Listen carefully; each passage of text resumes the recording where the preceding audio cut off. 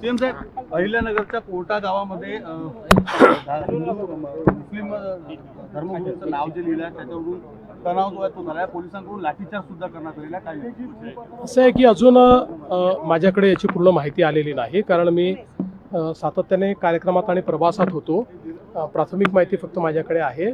मी पूर्ण माहिती घेतल्यावरच याच्यावर बोलेन. पण मला असं वाटतं की अलीकडच्या काळामध्ये एक काहीतरी प्रयत्न होतो आहे महाराष्ट्रामध्ये अशा प्रकारे वेगवेगळे बोर्ड लावायचे किंवा काही करायचं आणि इथलं जे सामाजिक स्वास्थ्य आहे ते बिघडवण्याचं याच्या पाठीमागे नेमकं कोण आहे हे देखील आपल्याला शोधून घ्यावं लागेल. त्या प्रकारे आम्ही शोधू आणि नक्की त्याच्यावर कारवाई करू.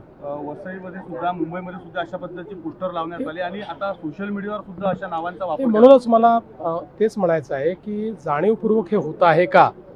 ज्या प्रकारे लोकसभेच्या निवडणुकीपूर्वी काही या ठिकाणी प्रयत्न करण्यात आले आणि एक प्रकारे लोकांना संग्रहित करण्याचा प्रयत्न जो काही करण्यात आला, पोलरायझेशनचा प्रयत्न करण्यात आला, तशाच प्रकारचा काही प्रयत्न वेगळा होतो आहे का याच्याकडे लक्ष द्यावं लागेल.